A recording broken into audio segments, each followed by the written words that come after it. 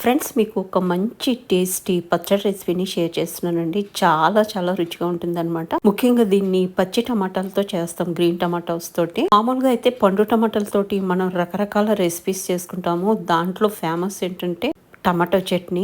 అందరికీ ఎంతో ఇష్టము. పప్పు టమాటా గానీ, టమాటా పచ్చడి గానీ. కానీ ఈ పచ్చి టమాటాలతో చేసేటువంటి పచ్చడి మాత్రం అద్భుతం అండి. అది కాకుండా చాలా డిఫరెంట్ గా చేస్తామన్నమాట. చాలా చాలా రుచిగా ఉంటుంది. దానికి గాని నేను కావలసినన్ని పచ్చి టమాటాలని కోసుకున్నాను. ఆ టమాటాలు కోసేటప్పుడే కొన్ని పండు టమాటాలు కూడా ఉంటాయి. ఇంకా అవి కూడా కోసాను అనమాట. ఇంకా మనము ఈ రోజు రెసిపీలో యూజ్ చేసుకునేది మాత్రం పచ్చి టమాటాలు అండి. ఈ పచ్చి టమాటాలతోటి పచ్చడి చేసుకోవచ్చు, ఇగురు చేసుకోవచ్చు, చాలా బాగుంటుంది. ఇంకా పచ్చడి రెసిపీలోకి వెళ్ళిపోతే కనుక 2 టేబుల్ స్పూన్ నిండా పల్లీలు, 1 టేబుల్ స్పూన్ ధనియాలు, 1 టేబుల్ స్పూన్ ఆయిల్లో వేసుకుని దోరగా ఫ్రై చేసుకుంటున్నానండి. ఇది మంచిగా ఫ్రై అవ్వాలన్నమాట. లో ఫ్లేమ్ లో పెట్టుకుని ఫ్రై చేసుకుంటే చక్క లోపల వరకు వేగుతాయి. ఇంక ఈ లోపు నేను టమాటాలని విధంగా కట్ చేసి పెట్టుకున్నాను. అదే విధంగా పచ్చిమిర్చిని కూడా కొంచెం పండినవి తీసుకున్నానండి. 1 కప్పు కొత్తిమీర కూడా తరుక్కుని పెట్టుకున్నాను. కొంచెం చింతపండు నానబెట్టి పెట్టుకున్నాను. ఈ లోపు పల్లీలు, ధనియాలు చక్కగా వేగిపోయినాయండి. ఇంకా వీటిని మిక్సీ జార్ లోకి తీసేసుకున్న తర్వాత ఇదే బాణల్లో విధంగా కట్ చేసుకున్నటువంటి పచ్చిమిర్చిని యాడ్ చేసుకున్నాను. పచ్చిమిర్చి ఈ విధంగా పండిని తీసుకుంటే గనుక భలే ఉంటుంది. ఒకవేళ మీరు అచ్చంగా పచ్చిమిర్చి వాడితే గనుక దాంట్లో ఒక 3-4 ఎండుమిర్చి యాడ్ చేసుకోండి. అదే విధంగా మీకు ఒకవేళ పచ్చి టమాటాలు ఒకవేళ దొరకకపోతే గనుక మీరు మార్కెట్ నుంచి టమాటాలు తెచ్చుకున్నప్పుడు కొంచెం దూరగా ఉన్న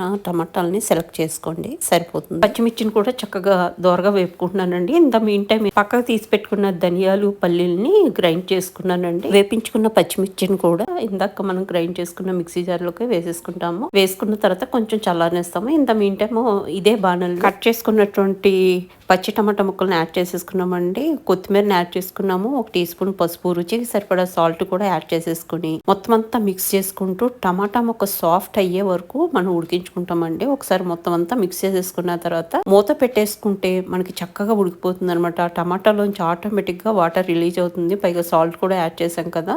ఇంకా మూత పెట్టేస్తానండి. ఈ లోపు నేను మిక్సీ జార్ లో వేసుకున్నటువంటి ఇంగ్రీడియంట్స్ అన్నిటిని కూడా ఈ విధంగా గ్రైండ్ చేసుకుని పెట్టేసుకున్నానండి. చూసారా, ఆఫ్టర్ 5 మినిట్స్ ఆ టమాటాల్లోంచి వాటర్ రిలీజ్ అయ్యి టమాటా అంతా కూడా సాఫ్ట్ అయిపోతుందండి. ఇంకొక 2 నిమిషాల్లో పర్ఫెక్ట్ గా ఉడికిపోతుంది. చూసారా, చక్కగా ఉడికిపోయింది. ఈ విధంగా ఉడికిపోయిన తర్వాత పప్పు గుత్తో మనం ఈ విధంగా మ్యాష్ చేసేసుకోవచ్చు. ఈ విధంగా చేసుకోవడం వల్ల ఏంటంటే మనకి రోట్లో వేసి దంచుకున్నట్టే ఉంటుందండి. కచ్చా పచ్చగా పచ్చడి ఒక టిప్ అని అనుకోవచ్చు మీరు. ఇంకా దీంట్లో 1 టేబుల్ స్పూన్ చింతపండు జ్యూస్ యాడ్ చేసుకున్నాను. అదేవిధంగా మిక్సీ జార్ లో మనం గ్రైండ్ చేసుకున్నటువంటి పల్లీలు, ధనియాలు, పచ్చిమిర్చి పేస్ట్ ను కూడా వేసేసుకుని మొత్తం అంతా కలిసేలాగా మనము మిక్స్ చేసేసుకుంటాము. టమాటా చక్కగా సాఫ్ట్ గా ఉడికిపోయిందండి. మొత్తం అంతా ఈ విధంగా కలిపేసుకుంటే చక్కగా మిక్స్ అయిపోతుంది అనమాట. మనం రోట్లో దంచుకున్న ఎఫెక్టే ఉంటుంది. చాలా బాగుంటుంది. డెఫినెట్ గా ట్రై చేసి చూడండి. మనం మెదిపి పెట్టేసుకున్న